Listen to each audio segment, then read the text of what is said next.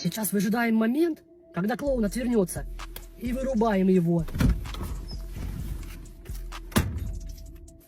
Эй, друзья мои, мы знаем, что вы здесь.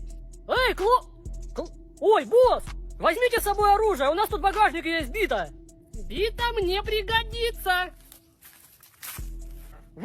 Вот тут в багажнике лежит.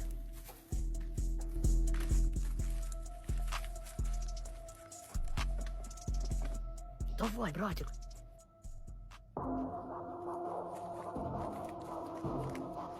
Ну и где тут бита? Я не вижу. Эй, ты чё это? Да я биту нашел. Она, оказывается, была не в багажнике, а у меня в кармане.